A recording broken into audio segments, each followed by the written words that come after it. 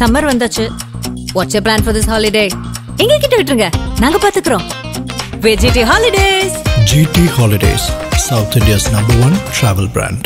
White House Cafe மே 4 முதல் பாண்டி பஜாரில் புதிய உயர்தர சைவ உணவகம் உதயம். விதவிதமான இட்லி, முறுமுறு தோசைகள், அசத்தலான ஸ்நாக்ஸ் சாப்பிட சூப்பர் இடம். White House Cafe. White House Cafe Pondy Bazaar car parking எதிரில். செந்தில் பாலாஜி அவர்கள் சிறைச்சாலையில் இருக்கும்போதும் சரி, செந்தில் பாலாஜி அவர்கள் சிறைச்சாலையிலிருந்து வெளில வந்ததுக்கு அப்புறமும் நம்ம சொல்லக்கூடிய விஷயங்களை நீங்க அப்சர்வ் பண்ணி பாத்தீங்கன்னா, செந்தில் பாலாஜி அவர்கள் பெயில் கிடைச்சி வெளில வந்தது மினிஸ்டர் ஆகிறதுக்கு கிடையாது. அவருக்கு பெயில் கிடைச்சது காரணமே அவர் மினிஸ்டர் பதவியை ரிசைன் பண்ணதுனால. செந்தில் பாலாஜி பிரச்சனைக்கு செந்தில் பாலாஜி தான் காரணம். அந்த கேஸ் சிசிபி போயிட்டு இருந்தது. அந்த கேஸை வந்து விசாரிச்சுட்டு இருந்தாங்க சிசிபி கிரைம் பிரான்ச். அது ஸ்டேட் போட்ட கேஸ், அதுவும் டிஎம்கே வலியுறுத்தி போட்ட கேஸ். செந்தில் பாலாஜி அவர்கள் காலத்தின் கட்டாயம், அவருடைய ஆஸ்பிரேஷன், பவர் ஹங்கிரி, அவர் வந்து பிறந்ததே மினிஸ்டரா இருக்கணும்னு நினைச்சுதான் அவர் செயல்பட்டு இருக்காரு. செந்தில் பாலாஜி மாதிரி நிறைய பேர் மேல பிரெடிகேட் அஃபென்ஸ் இருக்கு தமிழ்நாட்டில். அது திமுகவா இருக்கலாம், அதிமுகவா இருக்கலாம், நிறைய பேர் மேல அந்த பிரெடிகேட் அஃபென்ஸ் இருக்கு. ஆனாலும் யாருமே அரெஸ்ட் ஆகலையே. ஏன் செந்தில் பாலாஜி அரெஸ்ட் ஆனாரு? He was evasive. He was using his intelligence. He was not at all appearing and he was not at all giving information. அது மட்டும் இல்லாம என்ஃபோர்ஸ்மென்ட் டைரக்டரேட் பத்தி விமர்சிக்கிறதும் செய்யறாரு. விட்னஸா இருக்கவங்க யாரு? டிரான்ஸ்போர்ட் துறையில அங்க செக்ரட்டரியேட்ல ஒர்க் பண்றவங்க கூட விட்னஸா இருக்க வாய்ப்பு இருக்கு. துறை வேறையா இருக்கலாம். ஆனா மந்திரி சபையில இருக்காரு. அப்ப இஸ் பவர்ஃபுல். அப்ப பவர்ஃபுல் இல்லங்கிறது யாரும் டினை பண்ண முடியாது. ஒரு விட்னஸ் வந்து அப்பியர் ஆகணும்னா அவங்களுக்கு வந்து ஒரு ஃப்ரீ மைண்ட் இருக்கணும். அவர் மினிஸ்டரா இருக்கிறதன் காரணமாக அங்க உள்ள மினிஸ்ட்ரியல் ஸ்டாஃப்க்கு ஒரு பயம் இருக்கும்னு சொல்ல வரீங்களா சார்? என்ன இருக்கும்னு நினைக்கிறீங்களா? அரவிந்த் கெஜ்ரிவாலுக்கு நீங்க வந்து ஒரு கண்டிஷன் போட்டீங்க, ஆனா செந்தில் பாலாஜிக்கு எந்த ஒரு கண்டிஷனும் போடல, அதன் காரணமா தான் ஒரு அமைச்சரா இருக்காரு அப்படிங்கிற ஒரு வாதத்தை வந்து கபில் சிபல் வைக்கிறாரே சார். எல்லா ஜட்ஜ்மெண்ட்டும் ஒரே மாதிரி இருக்க வேண்டிய அவசியம் இல்லை. இன்ஃபேக்ட் அரவிந்த் கெஜ்ரிவால் அவர்களுடைய பெயில் ஆர்டரை விட செந்தில் பாலாஜி அவரோட பெயில் ஆர்டர் வந்து ஸ்ட்ரிக்ட் கண்டிஷன்ஸ். அது எக்ஸ்பிளிசிட், இது இம்ப்ளிசிட். ஒருவேளை செந்தில் பாலாஜி அவர்கள் அமைச்சராக தொடர்ந்தால் அவருடைய ஜாமீன் ரத்தாக வாய்ப்பு இருக்கா சார்? எனக்கு தெரிஞ்சு இவ்வளவு வந்து அப்சர்வேஷன் வந்ததுக்கு அப்புறம் Senthil Balaji will definitely reconsider to be a minister. ஆதரணையர்களுக்கு அன்பு வணக்கம். இன்று நம்மோடு வழக்கறிஞர் திருமிகு சத்யகுமார் அவர்கள் உள்ளார். வணக்கம் சத்யகுமார் சார். வணக்கம் தாமரை. செந்தில் பாலாஜி வழக்கு சுப்ரீம் கோர்ட்லயும் ஒரு மிகப்பெரிய ஒரு இடி, ஹைகோர்ட் டாஸ்மாக் ரெய்டு அங்கேயும் ஒரு மிகப்பெரிய ஒரு இடி.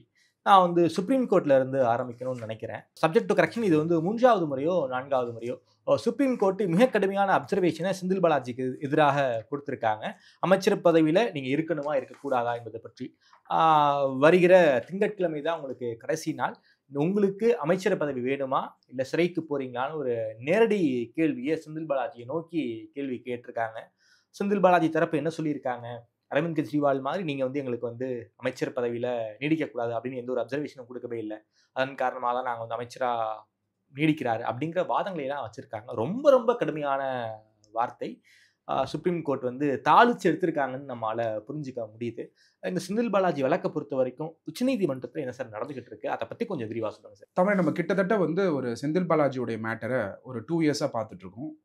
All the time the position of law வந்து தமிழ்நாடு மக்களுக்கு ரீச் ஆகிற மாதிரி தொடர்ச்சியாக நம்ம வந்து சட்டத்தில் இருக்கக்கூடிய விஷயத்த கிளியராக இன்டர்பிரட் பண்ணி மக்கள்கிட்ட சேர்த்துட்ருக்கோம். அப்படி பார்க்கும் பொழுது செந்தில் பாலாஜி அவர்கள் சிறைச்சாலையில் இருக்கும்போதும் சரி, செந்தில் பாலாஜி அவர்கள் சிறைச்சாலையிலேருந்து வெளில வந்ததுக்கப்புறமும் நம்ம சொல்லக்கூடிய விஷயங்களை நீங்கள் அப்சர்வ் பண்ணி பார்த்தீங்கன்னா, செந்தில் பாலாஜி அவர்கள் பெயில் கிடைச்சி வெளில வந்தது மினிஸ்டர் ஆகிறதுக்கு கிடையாது. அவருக்கு பெயில் கிடைச்சது காரணமே அவர் மினிஸ்டர் பதவியை ரிசைன் பண்ணதுனால. இதை ஆணித்தனமா தொடர்ச்சியாக சட்டத்தில் இருக்கக்கூடிய த இம்ப்ளைடு ஸ்பிரிட்னு சொல்லுவோம். செந்தில் பாலாஜி அவர்களுக்கு கொடுத்திருக்கக்கூடிய கண்டிஷன் ஆகப்பட்டது ரிலாக்ஸ் பண்ணக்கூடிய கண்டிஷனாவே அது இல்லை. காரணம் என்னன்னா, செந்தில் பாலாஜி அவர்கள் மந்திரி பதவியில் இருக்காரு. அது மட்டும் இல்லாம செந்தில் பாலாஜி அவர்கள் சாட்சியங்கள் கலைச்சதுக்கான சாத்தியக்கூறுகள் இருக்கான்னு பார்க்கணும். இதுக்கு முன்னாடி ஹிஸ்டரியில செந்தில் பாலாஜி அவர்கள் வந்து டிரான்ஸ்போர்ட் மந்திரியா இருக்காரு அதிமுக கவர்மெண்ட்ல. அதிமுக கவர்மெண்ட்ல நடந்த ஊழலை திராவிட முன்னேற்ற கழகம் இதை வந்து இஷ்யூவா பண்ணி, திராவிட முன்னேற்ற கழகம் இது நோட்டீஸ்க்கு கொண்டு வந்து சப்சிக்வெண்டா அவர் மேல கேஸ் ஃபைல் பண்ணி அவர் வந்து அந்த கேஸை வந்து தொடர்ந்துட்டு இருந்தாரு செந்தில் பாலாஜி அவர்கள். அந்த பிரச்சனையே ஆகாம அந்த வந்து மேனேஜ் பண்ணிட்டு இருந்தாரு, கேஸ்க்கு அட்டன் பண்ணிட்டு இருந்தாரு. பட் இது எப்போ பிரச்சனை ஆக ஆரம்பிக்குது நீங்க பார்க்கணும். செந்தில் பாலாஜி எபிசோடுக்கு முழு விதையே செந்தில் பாலாஜி போட்டது தான். செந்தில் பாலாஜி பிரச்சனைக்கு செந்தில் பாலாஜி தான் காரணம். காரணம் என்ன? அந்த கேஸ் சிசிபி போயிட்டு இருந்தது. அந்த கேஸை வந்து விசாரிச்சுட்டு இருந்தாங்க சிசிபி கிரைம் பிரான்ச். அது ஸ்டேட் போட்ட கேஸ், அதுவும் டிஎம்கே வலியுறுத்தி போட்ட கேஸ். செந்தில் பாலாஜி அவர்கள் காலத்தின் கட்டாயம், அவருடைய ஆஸ்பிரேஷன், பவர் ஹங்கிரி, அவருக்குன்னு பவர் இருக்கணும்னு நினைக்கிறது தவறு ஒன்றும் கிடையாது. அவருடைய ஆஸ்பிரேஷன், அவர் வந்து பிறந்ததே மினிஸ்டரா இருக்கணும்னு நினைச்சு தான் அவர் செயல்பட்டு இருக்காரு. அப்படி ஒரு ஆஸ்பிரேஷன் இருக்கிறது வந்து தவறும் கிடையாது அரசியல்ல. அதுக்கான காயின்ஸ் மூவ் பண்றாரு, நெகோஷியேட் பண்றாரு, அதுக்கான பக்குவமா அணுகிறாரு, நம்பிக்கை நட்சத்திரம் ஆகிறாரு டிஎம்கேல வித்தின் ஃபியூ ஷார்ட் இயர்ஸ்லயே. யாரெல்லாம் 30 வருஷம் 40 வருஷம் உழைச்சு பல மேடைகள்ல பேசி அது அந்த நம்பிக்கையை கொண்டு வந்தாங்களோ, ஆனா செந்தில் பாலாஜி அவர்கள் அவர் என்ன நெகோஷியேட் பண்றாரு, எப்படி பேசுறாருன்னு தெரியாது, எங்க போனாலும் அவருக்கு பவர் கிடைக்குது குறுகிய காலத்துல. இன்ஃபேக்ட் அந்த ஸ்கில் வந்து எல்லா மினிஸ்டரும் கத்துக்கணும்னு நினைக்கிறேன். அந்த அளவுக்கு வந்து டேலண்ட் இருக்கு நான் சொல்ல வரேன். That's essential political talent. அதை வந்து நம்ம அப்ரிஷியேட் பண்ணணும். பட் செந்தில் பாலாஜி அவர்கள் வந்து இந்த பிரச்சனைக்கு அவரு தான் பிரச்சனை பண்ணிக்கிட்டாரு. காரணம் என்ன அப்படின்னு பார்த்தீங்கன்னா, 3 பேர் வந்து வேலை வாங்கி தரதுக்காக இவருக்கு காசு கொடுக்கறதா சொல்லப்படுது. இது ஒன்று அலிகேஷன் தான். அந்த அலிகேஷன் இருக்கும் பொழுது காம்பவுண்டிங் பண்ணணும் அப்படிங்கிற அந்த ப்ராசஸ்க்கு கம்ப்ளைனண்டே காம்பவுண்ட் பண்ணிட்டாங்க. அதனால வந்து ப்ரெடிகேட் அஃபென்ஸே கிடையாது. ப்ரெடிகேட் அஃபென்ஸ் இல்லாத பொழுது prevention of money laundering act கீழே பிஎம்எல்ஏ வராதுன்னு இவரே தான் பெட்டிஷன் போடுறாரு. அதாவது வாங்கின லஞ்சத்தை நான் திருப்பி கொடுத்துட்டேன்னு காம்பவுண்டிங்க்கு போறாரு ஹைகோர்ட்ல. கண்டிப்பா காம்பவுண்டிங் அவர் எப்படி போறாருன்னா, நீங்க கரெக்டான அப்சர்வேஷன் தான். பட் ஆக்சுவலா நடந்ததுன்னா, யாரு வந்து பணம் கொடுத்தாங்களோ, யாரு வேலை வேணும் பணம் கொடுத்தாங்களோ அவங்க பெட்டிஷன் போடுறாங்க.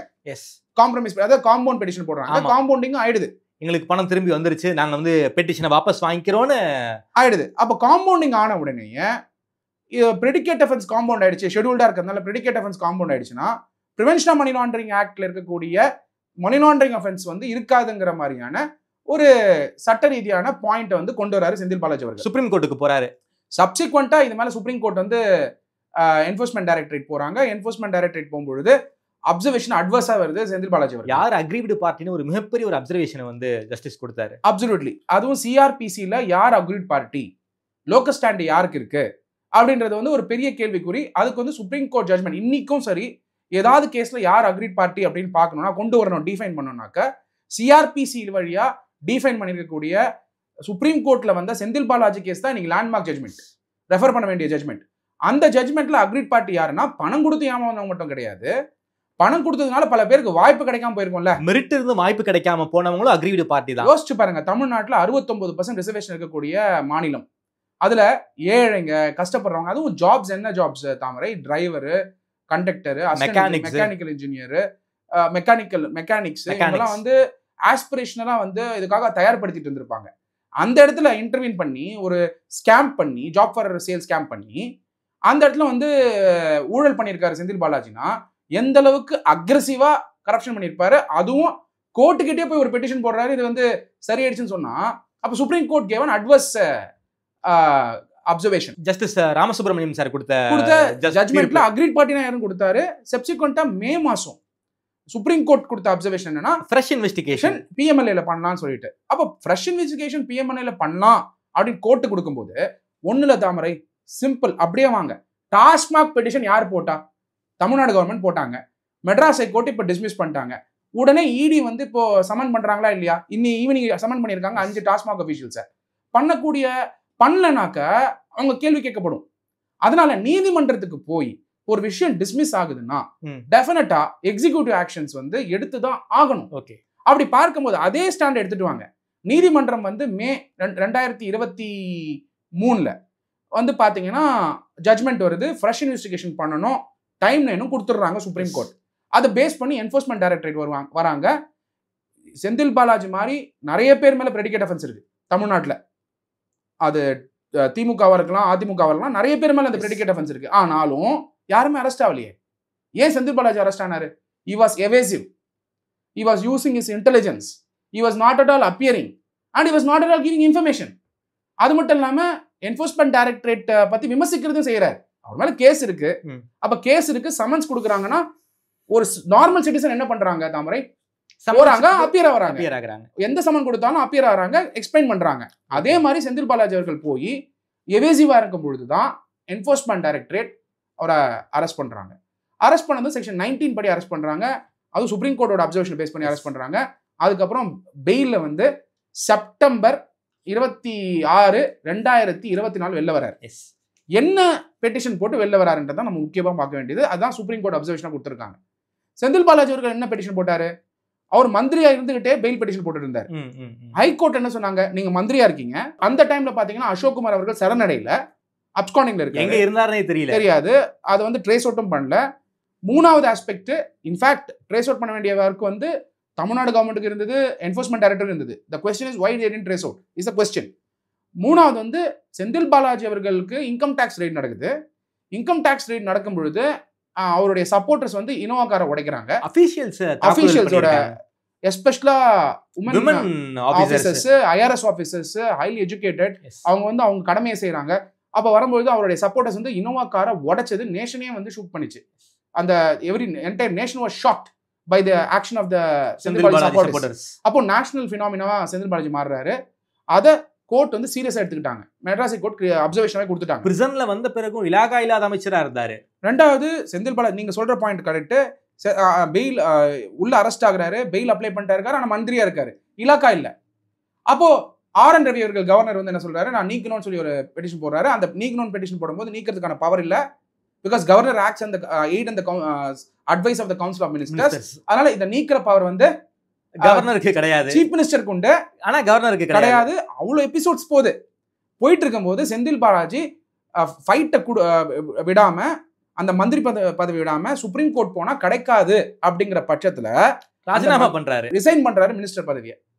மினிஸ்டர் பதவி ரிசைன் பண்ணதுனாலதான் செந்தில் பாலாஜி அவர்களுக்கு பெயில் கிடைக்குது. ஓகே, ஏன் கிடைக்குது? மினிஸ்டரா இருந்தா விட்னஸை கலைப்பாருங்கிறது.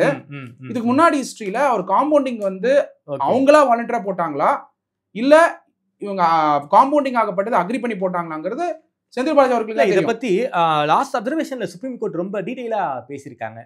செந்தில் பாலாஜி வந்து சிறையில வந்து நன்னடத்தையா இருந்தாரு, அதன் காரணமாலாம் அவருக்கு ஜாமீன் கொடுக்கல, அவரு தனிநபர் சுதந்திரம் பாதிக்கப்படுது அப்படிங்கிற ஒரு காரணத்துக்காக தான் அவருக்கு ஜாமீன் கொடுத்தோம். குறிப்பாக நான் அமைச்சர் பதவியை விட்டுட்டேன், அதன் காரணமாக தான் அவர் வந்து ஜாமீன் பெட்டிஷனே போட்டாரு, அதன் காரணமாக தான் நாங்க அவருக்கு ஜாமீனையே கொடுத்தோம், இவரு நம்பிக்கை துரோகம் பண்ணிட்டாரு, ஒரு அக்கௌண்டபிலிட்டி இல்ல அப்படின்னு ஒரு மிக கடுமையான வார்த்தையை வந்து சுப்ரீம் கோர்ட்டை யூஸ் பண்ணியிருக்காங்க சார். டெஃபினட்டா அந்த அப்சர்வேஷன் நீங்க எடுத்து பாத்தீங்கன்னா ரொம்ப இம்பார்ட்டன்ட் அப்சர்வேஷன். இதை மறந்துடாதீங்க, செந்தில் பாலாஜி அவர்களுக்கு உடல்நிலையும் சரியில்லாம இருந்தது. ஆமா, அவர் ஹாஸ்பிட்டல் போனது எல்லா ரெக்கார்ட்ஸ் பேஸ் பண்ணி பார்ப்போம். பப்ளிக் ஒப்பீனியன் வந்து இல்ல அவருக்கு அந்த மாதிரிலாம் இல்லன்னு சொல்லலாம், ரெக்கார்ட்ஸ் எடுத்து பார்ப்போம். ஹாஸ்பிட்டல் போனது உண்மை, அவருக்கு அறுவை சிகிச்சை பண்ணது வந்து ரெக்கார்ட்ஸ் இருக்கிறது உண்மை. அப்படி இருக்கும்போது உடல்நிலையும் சரியில்லை, அதையும் கோட் பண்ணிட்டு இருந்தாரு. ஏன்னா செக்ஷன் 45ல ப்ரொவிசோ படி சிக் ஆர் இன்ஃபார்மா இருந்தா அவருக்கு வந்து பெயில் கொடுக்கணுங்கிற கண்டிஷன் இருக்கு. ஆனா சிக்னஸ்னா என்னன்னு டிஃபைன் பண்ணாங்க மெட்ராஸ் ஹைகோர்ட். அவரோட பெயில் பெட்டிஷன்ல சிக்னஸ்னா என்னன்னு டெஃபினேஷன் பார்க்கணும்னா மெட்ராஸ் ஹைகோர்ட் வந்து செந்தில் பாலாஜி அவர்களுக்கு பெயில் டினை பண்ணும்போது சிக்னஸ்னா என்னன்றது ஒரு லேண்ட்மார்க் ஜட்ஜ்மெண்ட். ஓகே, அதையும் ஒரு பெயில் போட்டு பாக்குறாரு, அதுலயும் கிடைக்கல. சுப்ரீம் கோர்ட் போயிட்டு ரிட்டர்ன் ஆயிடுது, திருப்பி கீழ இருந்து போறாரு, செஷன்ஸ் கோர்ட்ல திருப்பி டிராவல் ஆகுறாரு, செஷன் கோர்ட்ல இருந்து சுப்ரீம் கோர்ட் வரைக்கும் போறாரு. சப்சிக்வெண்டா பாத்தீங்கன்னா சுப்ரீம் கோர்ட்ல இந்த வாட்டி பெயில் போடும்பொழுது சுப்ரீம் கோர்ட்லயே பிஎம்எல்ஏ ஜூரிஸ்ப்ரூடன்ஸ் டிரான்ஸ்ஃபர்மேஷன் ஸ்டார்ட் ஆச்சு. ஆமா, ஏன்னா நீண்ட நாட்கள் வந்து எலெக்ஷன்ஸ் நடந்துட்டு இருக்கு, நிறைய லெஜிஸ்லேட்டர்ஸ் வந்து பிரிசன்ல இருக்காங்க, அதனால பர்சனல் லிபர்ட்டி அந்த பாயிண்ட்க்கு தான் வரேன். ஆர்டிகல் 2021 கான்ஸ்டிடியூஷன் ஆஃப் இந்தியால ஆர்டிகல் 2021 நீங்க எடுத்து பாத்தீங்கன்னா ஆர்டிகல் 21 தான் ரொம்ப இம்பார்ட்டன்ட் ஆர்டிகல். இது ஃபண்டமெண்டல் ரைட்ஸ் பார்ட் 3ல வருது, protection of life and personal liberty. அதை எடுத்து பாத்தீங்கன்னா no person shall be deprived of his life or personal liberty except according to procedure established by law. அப்போ ஆர்டிகல் 21 வச்சு நீங்க இன்டர்பிரேட் பண்ணி பார்க்கும்போது bail is a norm, jail is an exception. Okay, இது ஜெகன்மோகன் ரெட்டி அவர்களோட கேஸ்ல 2016ல வந்த ஜட்மெண்ட்ல jail is a norm, bail is an exceptionங்கிறது வந்து ஜூரிஸ்ப்ரூடன்ஸ் டிராவல் ஆயிட்டு இருந்தது. ஆமா, லாஸ்ட் இயர் 2024ல சுப்ரீம் கோர்ட்ல ஜூரிஸ்ப்ரூடன்ஸ் மாற ஆரம்பிச்சது. why article 21 of the constitution of India was seen as serious மேட்டர்னா ஃப்ரீ அண்ட் ஃபேர் எலெக்ஷன் இல்லாம போச்சு அரவிந்த் கெஜ்ரிவால் அவரோட அரெஸ்ட்னால. அப்போ அவருக்கு பெயிலும் கொடுக்குறாங்க, எலெக்ஷன்ஸ்ல பார்ட்டிசிபேட் பண்றதுக்கு, கேம்பெயின் பண்றதுக்கும் அனுமதி கொடுக்குறாங்க. அப்படி இருக்கும்போது அந்த டிரான்ஸ்ஃபர்மேஷன் வந்து ஆர்டிகல் 21 வந்து கன்சிடர் பண்ணி liberties and norm, deprivations and exception வரும்போது தான் அதுல செந்தில் பாலாஜியோட பெயில் வருது. ஓகே, அதனால ஆர்டிகல் 21க்காக மட்டும் தான் கொடுத்தாங்களே தவிர கேஸ்ல மெரிட் இருக்குன்னு கொடுக்கல. குறிப்பாக நம்ம ஹைகோர்ட் இதை பத்தி டீல் பண்ணியிருக்காங்க சார். அதாவது சுப்ரீம் கோர்ட் உங்களுக்கு ஜாமீன் கொடுத்துட்டாங்க, 2வது நாளே வந்து நீங்க வந்து மினிஸ்டர் ஆயிட்டீங்க, அவர் மினிஸ்டரா இருக்கணுமா இருக்கக்கூடாதாங்கிறத பத்தி சீஃப் மினிஸ்டர் தான் முடிவு பண்ணணும், நாங்க இதுல எந்த கருத்தும் சொல்ல முடியாதுன்னு ஹைகோர்ட் சொல்லியிருக்காங்க. சுப்ரீம் கோர்ட் என்ன சொல்லியிருக்காங்க, இவர் ஏற்கனவே வந்து கடந்த காலங்களிலேயே சாட்சிகளை எல்லாம் கிடைச்சிருக்காரு, அமைச்சரா இல்லைங்கிறதுனால தான் ஜாமீன் மனுவை போட்டாரு, அதன் காரணமாக தான் நாங்கள் வந்து ஜாமீன் கொடுத்தோம், இப்போ மறுபடியும் மினிஸ்டர் ஆயிருக்காரு, செந்தில் பாலாஜி மேல எங்களுக்கு வந்து சுத்தமா நம்பிக்கை இல்லை, கடந்த முறை சாட்சியை கலைச்சிருக்காரு, இந்த முறை சாட்சியை கலைக்க வாய்ப்பு இருக்குன்னு அப்சர்வேஷன் வந்து டெஃபினட்டா தாமரை. இப்போ நீங்க வெரி சிம்பிளா பாருங்க, ஒரு ஒரு ஒரு ஒரு மினிஸ்டரா இருக்காரு, அதே மினிஸ்டர்ல அதே செக்ரட்டரியேட்ல இப்படி பாருங்க, விட்னஸா இருக்கவங்க யாரு, டிரான்ஸ்போர்ட் துறையில, அங்க செக்ரட்டரியேட்ல ஒர்க் பண்றவங்க கூட விட்னஸா இருக்க வாய்ப்பு இருக்கு, துறை வேறையா இருக்கலாம். ஆமா ஆமா. ஆனா மந்திரி வந்து மந்திரி சபையில இருக்காரு. ஆமா. அப்ப இஸ் பவர்ஃபுல். எஸ். அப்ப பவர்ஃபுல் இல்லங்கிறது யாரும் டினை பண்ண முடியாது. ஆமா. ஒரு விட்னஸ் வந்து அப்பியர் ஆகணும்னா அவங்களுக்கு வந்து ஒரு ஃப்ரீ மைண்ட் இருக்கணும். அவர் மினிஸ்டரா இருக்கிறதன் காரணமாக அங்க உள்ள மினிஸ்ட்ரியல் ஸ்டாஃப்க்கு ஒரு பயம் இருக்குன்னு சொல்ல வரீங்களா சார்? இன்னும் இருக்கும்னு நினைக்கிறீங்களா? காமன் பீப்புள் இத பத்தி பேசுறதுக்கு கூட யோசிக்கிறாங்க. ஒரு மந்திரி அப்படின்னும் போது காமன் பீப்புள் வந்து ஏன் கொஸ்டின் பண்ண மாட்டேங்கிறாங்க? பவர்ல இருக்கிற வரைக்கும், பவர் போனதுக்கு அப்புறம் அவங்க விமர்சிக்கிறாங்க. ஓகே. சில நேரங்கள்ல காமன் பீப்புள் கூட ஏன் கொஸ்டின் பண்ண மாட்டேங்கிறாங்க? ஏன்னா மந்திரி பதவினா powerful. Okay. At the end of the day people are only giving the power. அந்த பவர் எக்ஸ்ப்ளாய்ட் பண்ணி தான் இந்த மாதிரி ஊழல் பண்றாங்க. ஊழல் பண்ற அலிகேஷன் வருது. அலிகேஷன் வராத அளவுக்கு பார்த்துக்க வேண்டியது ஒரு மந்திரியோட பொறுப்பு. அப்போ செந்தில் பாலாஜி அவர்கள் பெட்டிஷன் வந்து சுப்ரீம் கோர்ட்ல போடுறாரு. இப்போ இந்த கொஸ்டின் வந்து கேட்கறதுக்கு முன்னாடி என்ன பெட்டிஷன் போட்டிருக்காருன்னா, ரைட் டு பப்ளிக் லைஃப் அப்படின்னு பெட்டிஷன் போட்டிருக்காரு. இது ஃபண்டமெண்டல் ரைட், எனக்கு பெயில் கொடுத்துருக்கீங்க, பெயில் கொடுத்ததுனால ரைட் டு பப்ளிக் லைஃப் எனக்கு இருக்கு அப்படின்னு சுப்ரீம் கோர்ட்டுக்கு ஒரு பெட்டிஷன் போட்டிருக்காரு. அதனால மினிஸ்டரா இருக்காரு, அது வந்து ஜஸ்டிஃபை பண்றாரு. வந்திருக்கு தாமரை, இது ஜஸ்டிஃபை பண்றாரு. எப்படி அதான் கேக்குறேன். நீங்க யோசிங்க, you are at the mercy of the court. You are at the mercy of the court. Second, this is a case where யார் வந்து பணம் கொடுத்தாங்களோ அவங்களுக்கே பணம் நீங்க திருப்பி கொடுத்துட்டீங்கன்னு காம்பவுண்டிங் போட்ட பெட்டிஷன் போட்ட கேஸ் இது. அங்க ரைட் டு பப்ளிக் லைஃப்னு சொல்லி நீங்க சுப்ரீம் கோர்ட்ல போடுறீங்க. அது உங்களுடைய அடிப்படை உரிமை. நீங்க என்ன பெட்டிஷனா போடலாம். ஓகே. அதாவது as a minister. Okay.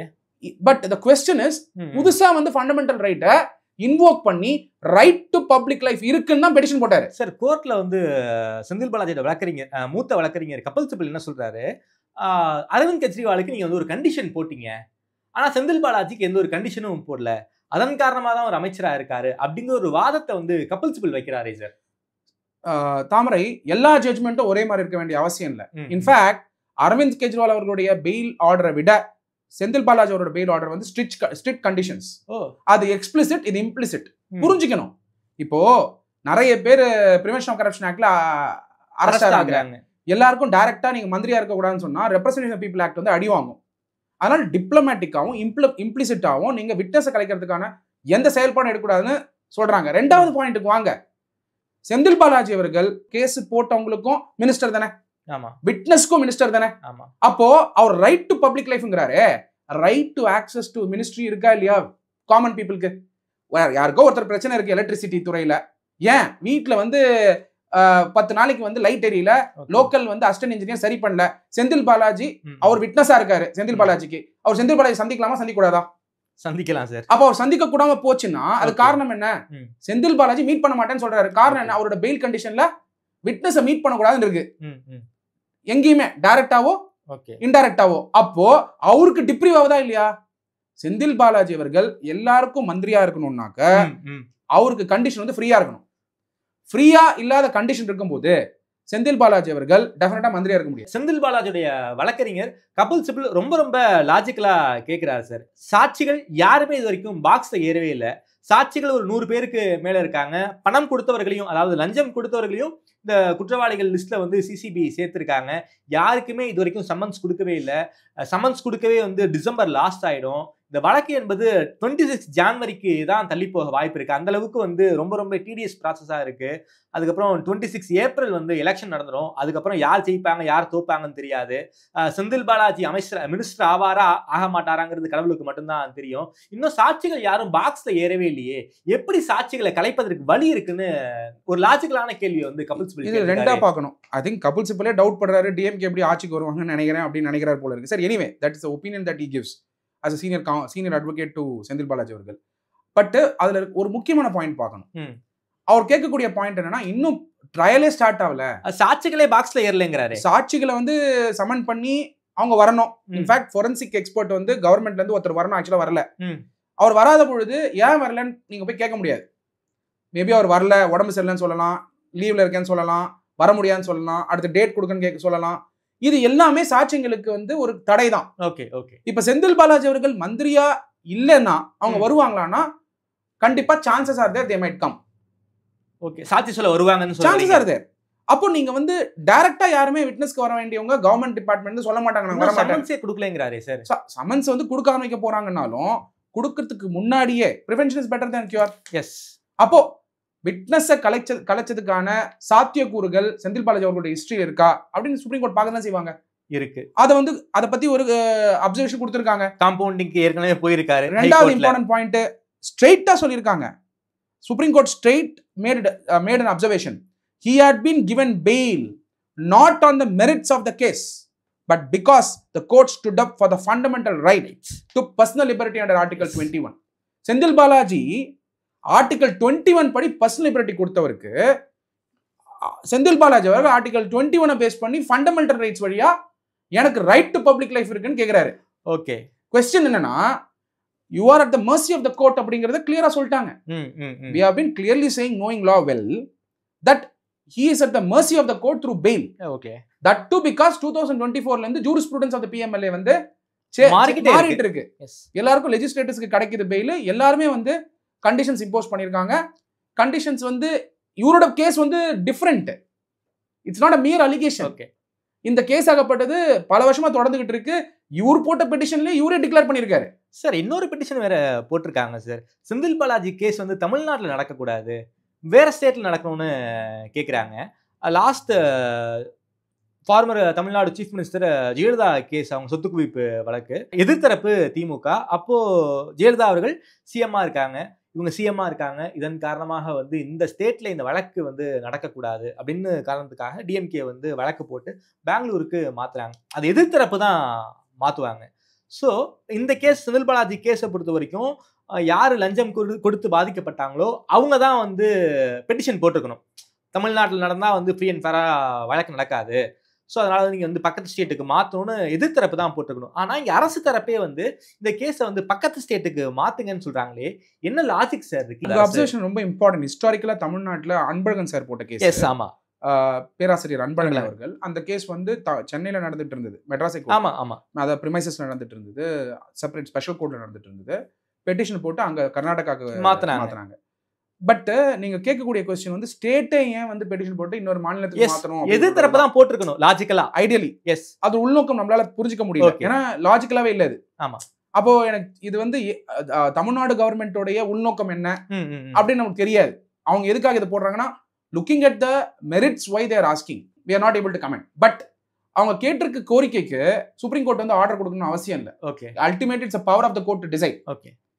Senthil Balaji அவர்களே பெட்டிஷன் போட்டு வேற மாநிலத்துக்கு மாத்தணும்னு சொல்லியிருந்தா ஒரு மெரிட் பார்க்கலாம். ஆமா. இல்ல கம்ப்ளைண்ட் கொடுத்தவங்க எல்லாம் அதான் சொல்ல வரேன், ஏன் ஸ்டேட் வந்து இன்னொரு மாநிலத்துக்கு மாத்தணும்னு கேக்குறாங்கன்றதே ஒரு கேள்வி வருது. ஓகே. அதுக்கான ரீசன் என்னங்கிறது ரீசனிங் வந்து அவங்களுக்கு தான் தெரியும். பட் செந்தில் பாலாஜி வந்து வேற மாநிலத்துக்கு மாத்தணும்னு அவரும் கேட்கல. ஆமா. யார் கம்ப்ளைண்ட் கொடுத்தாங்களோ அவங்களும் கேட்கல. அப்ப இந்த முடிவு ஏன் எடுக்கிறாங்க அப்படிங்கிறதுக்கு, எதுக்காக வேற மாநிலத்துக்கு மாத்தணும்? அப்போ இங்க வந்து கேஸ் நடக்கும் போதே லோக்கல்ல இருக்கவங்க விட்னஸஸ் வரதுக்கு டிஃபிகல்ட்டா இருக்கு. இப்போ வேற மாநிலத்துக்கு வரணும்னா யார் விட்னஸ் கூட்டிட்டு வருவா?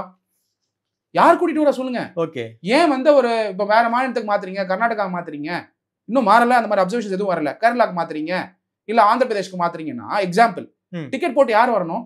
சாட்சிகள் தான் போகணும். இப்போ சாட்சிகளுக்கு அதுக்கு கொடுத்து கூட்டிட்டு வருவாங்கன்னு நினைக்கிறீங்களா? நிச்சயமா மாட்டாங்க. அப்ப எப்படி வருவாங்க ஆயிரக்கணக்கான witnesses? So state is making an application to transfer the case to another state, but what is the merit in it என்றது என்னால தெரியல, நமக்கு புரியல அது.